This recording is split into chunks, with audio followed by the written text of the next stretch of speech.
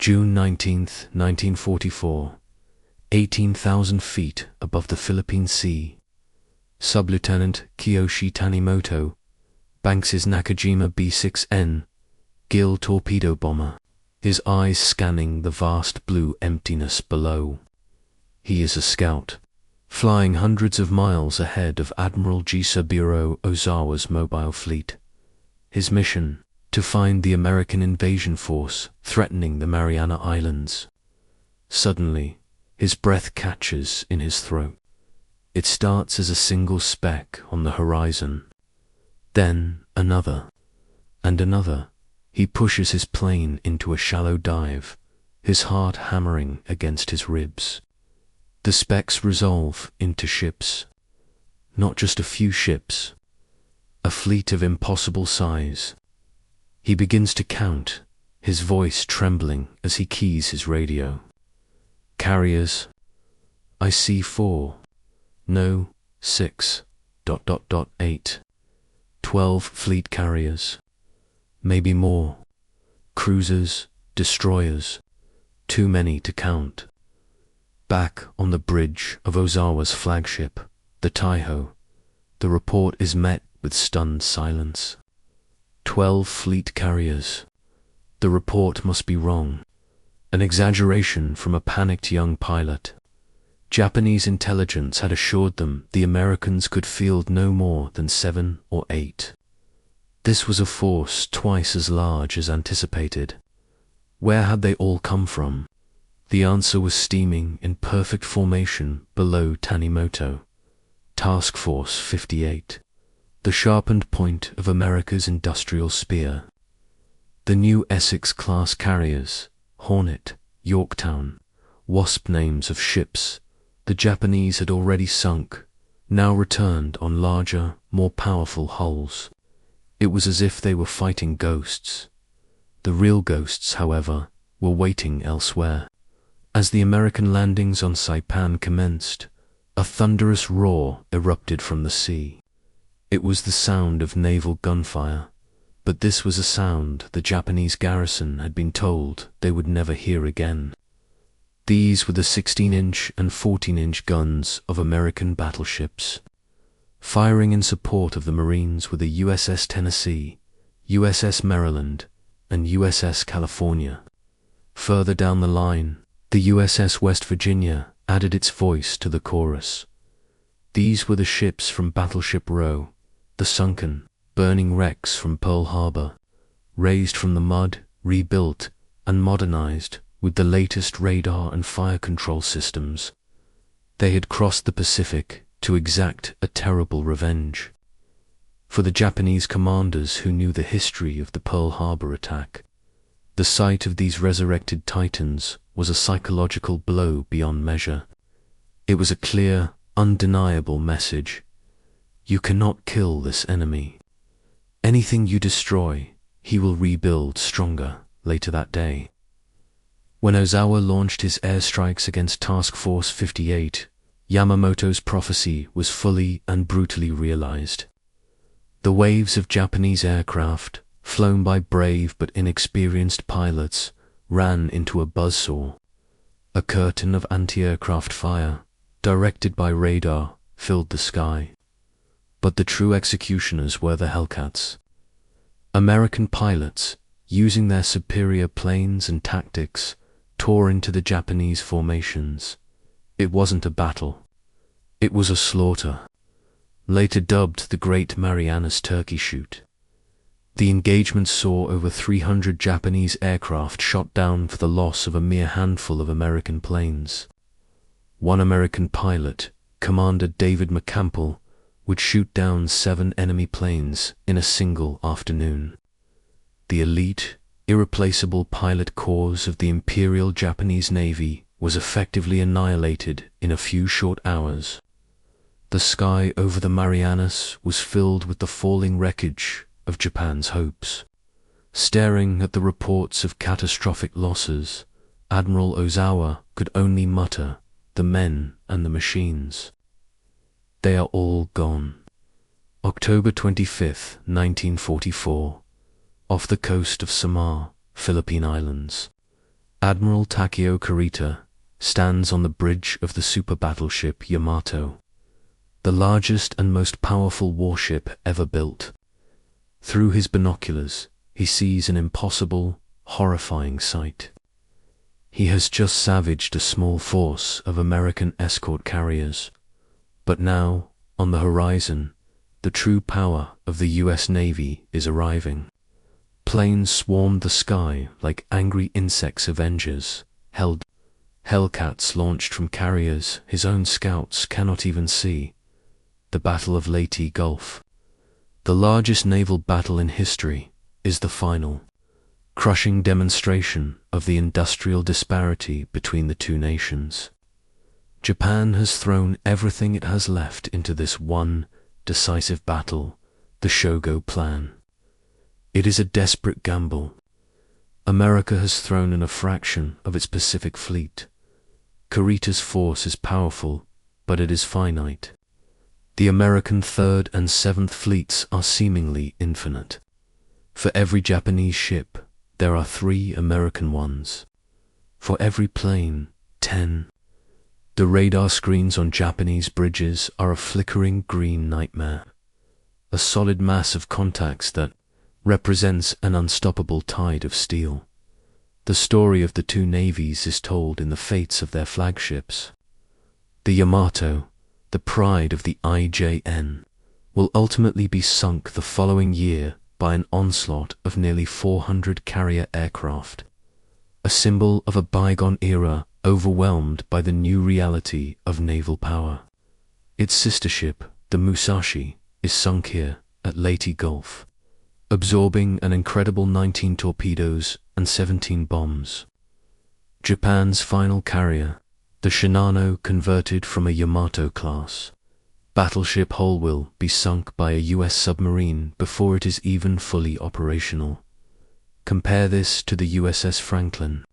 During a strike off Japan in 1945, the Essex-class carrier is hit by 2 bombs, turning it into a floating inferno. Over 800 of its crew are killed. By all rights, it should have sunk. But its robust American construction, its well-trained damage control teams, and the sheer will of its crew save it. Impossibly, the ship limps all the way back to New York under its own power. It is a testament to the resilience built into every vessel America produces. One nation's ultimate weapon is sunk. The other's grievously wounded ship survives to be rebuilt from the bridge of his crippled fleet. A captured Japanese officer would later stare in disbelief at the American naval armada assembled at Ulithi Atoll, rows upon rows of carriers. Battleships, cruisers, and destroyers stretched to the horizon. When I saw that, he admitted, I knew we could never win this war. It was the physical manifestation of Isoroku Yamamoto's deepest fear. He had worried about waking a sleeping giant. He never could have imagined the sheer scale of that giant's wrath. It wasn't a war of spirit or tactics or bushido. It was a war of production, of logistics, of endless numbers. A war won not just on the blood-soaked beaches or the churning seas, but in the roaring steel mills of Pittsburgh, the sprawling shipyards of California, and the humming assembly lines of Long Island. The surprise attack on a quiet Sunday morning in 1941 had not crippled America. It had unleashed an industrial hurricane that would, in the end, scour the Japanese Empire from the face of the earth. October 27, 1942, Newport News, Shipbuilding, Virginia. The air rings with a percussive, deafening symphony. Thousands of pneumatic riveters hammer in unison, a sound like a metallic hailstorm that never ends. The ground itself seems to vibrate with the sheer energy of creation. Here, on the east coast of the United States, an ocean away from the war, the true response to Pearl Harbor is taking shape of steel, stretching over 800 feet long. This is the hull of an Essex-class aircraft carrier. It is one of 20-4. In Tokyo, Japanese naval planners, operating on pre-war assumptions, calculate American shipbuilding capacity with meticulous, logical precision. Their estimates suggest the US might, with a full wartime effort, complete 3 or 4 new fleet carriers by 1944. Their logic is sound. Their math is correct. Their conclusion is catastrophically wrong. They are using an abacus to measure a tidal wave. They have not accounted for men like Henry J. Kaiser, a construction magnate. Not a shipbuilder, Kaiser looks at a ship not as a singular, handcrafted vessel, but as a mass-produced object. At his yards in California and Oregon, he revolutionizes the industry. Instead of building a ship from the keel up in a single dock, his workers build it in massive, prefabricated sections. The double bottom, the engine rooms, the deck houses all are constructed simultaneously in different parts of the yard. Then, giant cranes lift these modules, some weighing over 200 tons, and weld them into place like a giant's puzzle. The results are staggering. A Liberty ship, a simple cargo vessel that took over 200 days to build before the war, is now being launched in weeks. In November 1942, Kaiser's Richmond shipyard will build one, the SS Robert E. Peary, from keel-laying to launch in an unbelievable 4 days and 15 hours. While these are not warships, the principle is the same. The industrial process, the assembly line that it built, millions of Fords and Chevrolets now being turned to the grim business of war, and the crown jewels of this new process are the carriers, the Essex class. They are bigger, faster, and more heavily armed than their predecessors. They can carry nearly 100 aircraft, a third more than Japan's finest carriers, the Shokaku and Zu, and they are being built at a speed that defies belief. In 1943 alone, the United States will commission the USS Essex, Yorktown, named for the carrier lost at Midway, Intrepid, Hornet, Franklin, Ticonderoga, Randolph, Lexington, also a legacy name, Bunker Hill, Wasp, and Bennington.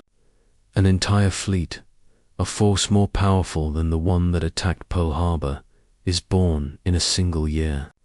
Japan, with its strained resources and traditional shipbuilding methods, will complete only 3 fleet carriers in the same period. It's not just carriers. It's everything. Fletcher-class destroyers, the workhorses of the fleet, slide down the ways at a rate of 1 every week. Submarines, cruisers, landing craft, the sheer volume is overwhelming.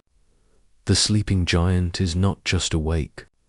He is a colossus at the forge, hammering out the instruments of his revenge on a scale the world has never seen. Every ship launched is a nail in the coffin of the Japanese Empire.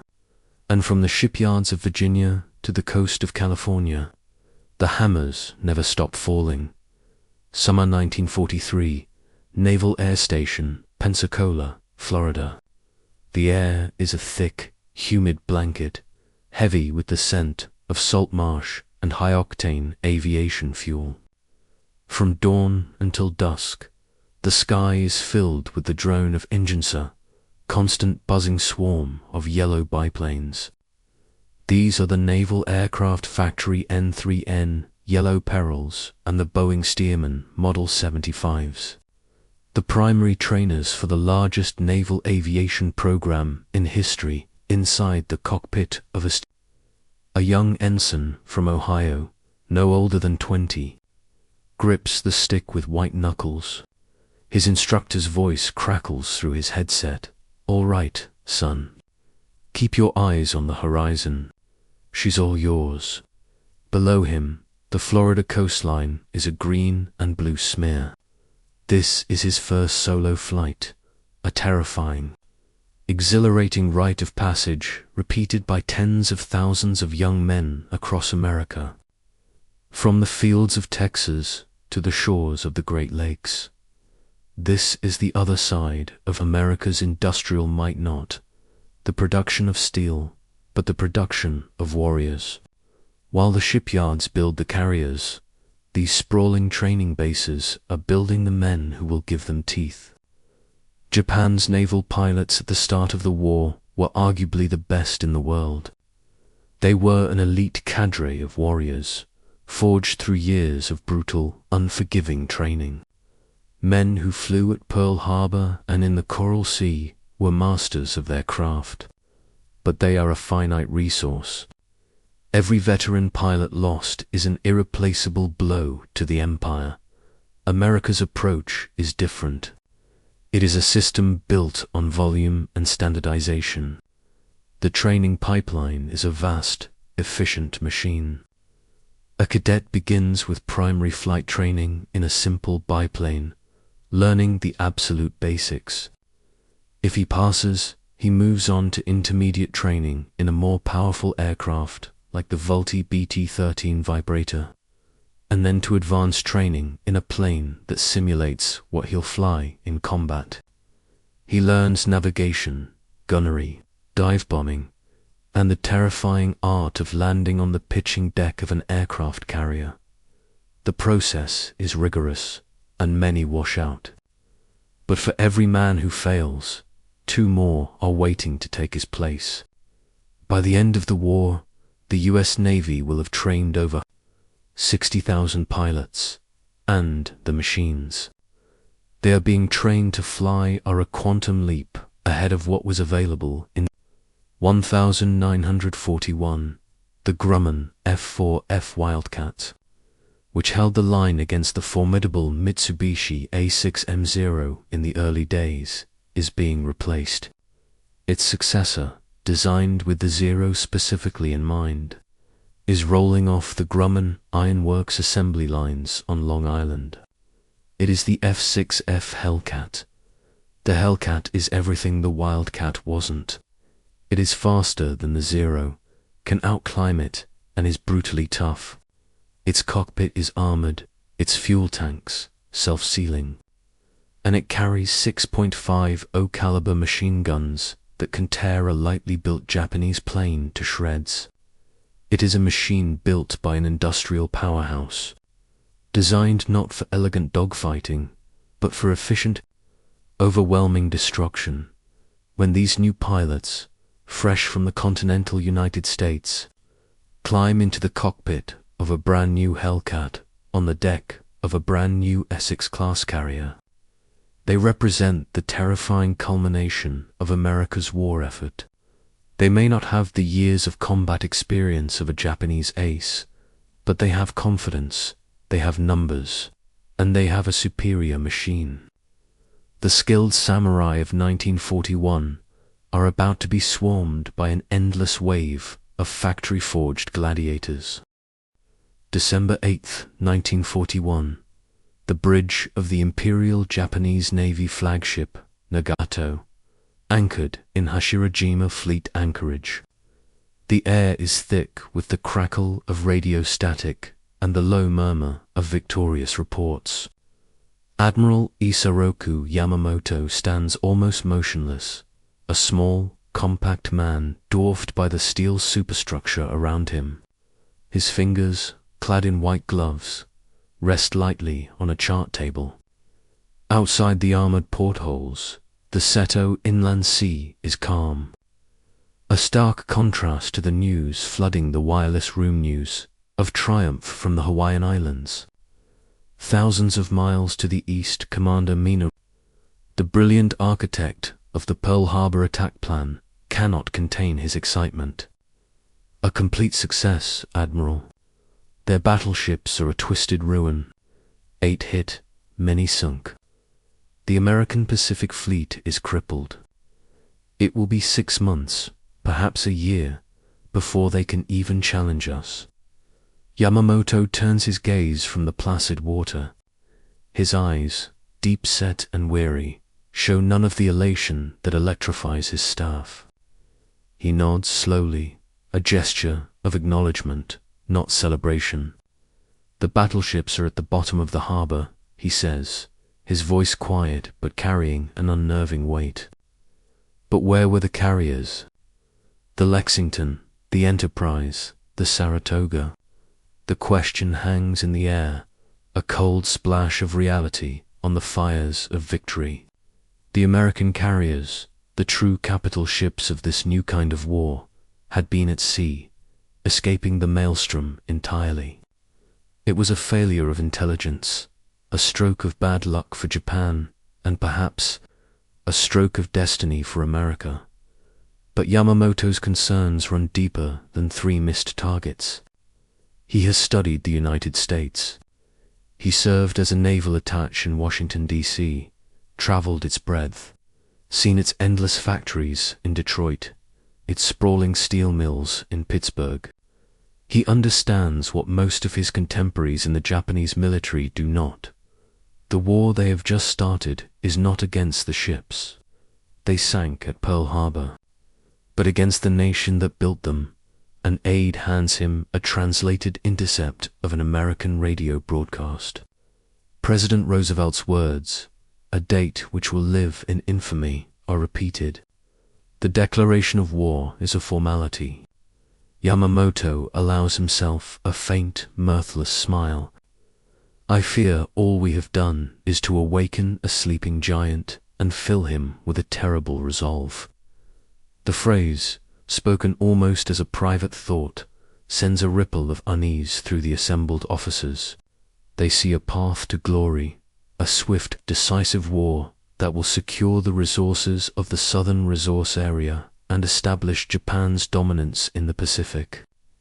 They believe the American spirit, softened by luxury and commerce, will break. Yamamoto sees the assembly lines. He sees the immense, churning engine of American industry. He knows the attack on Pearl Harbor, for all its tactical brilliance, committed a cardinal strategic sin. It failed to destroy the infrastructure.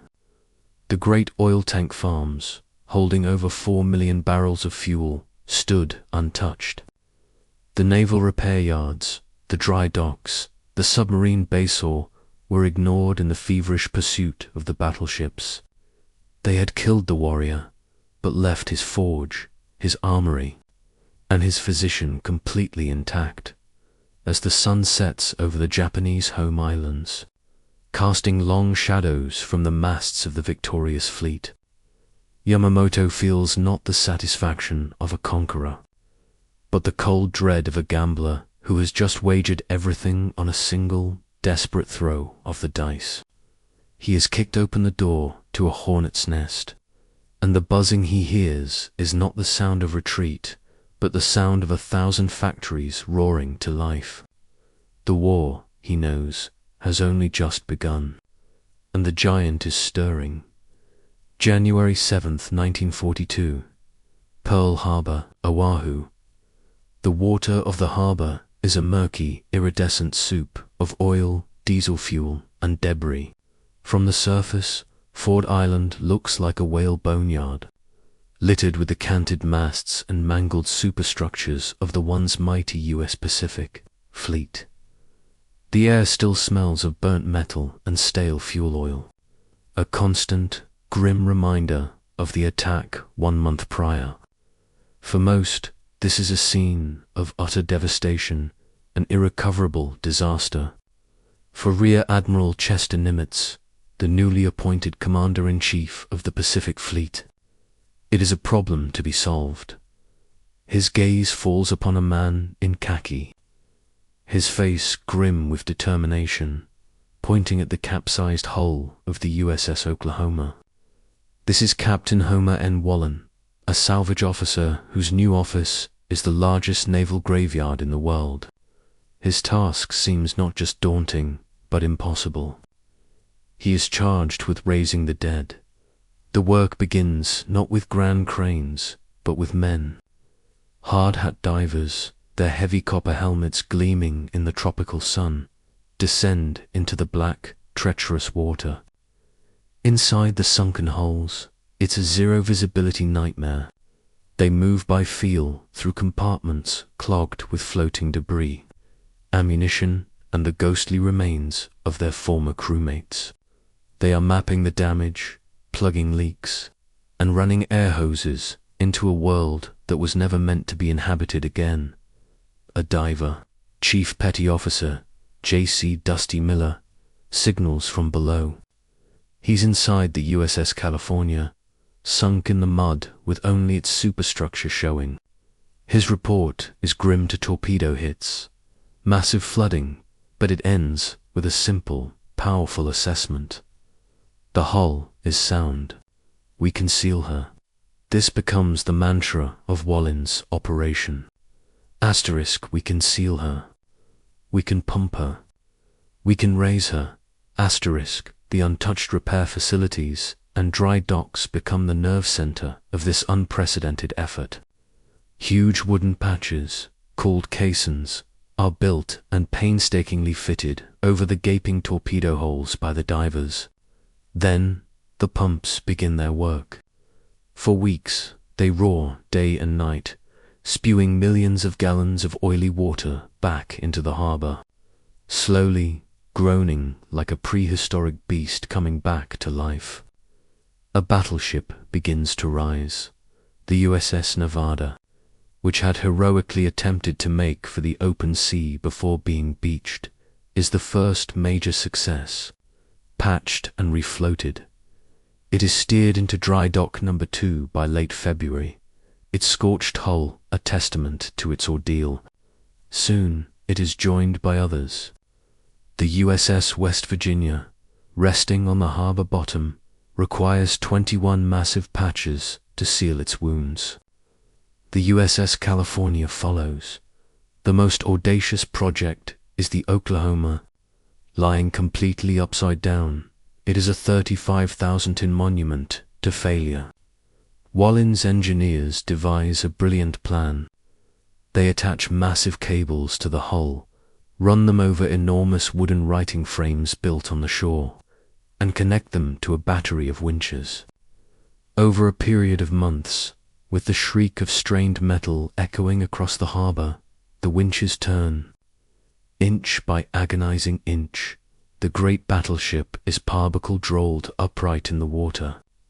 It is a feat of engineering that leaves even seasoned sailors in awe.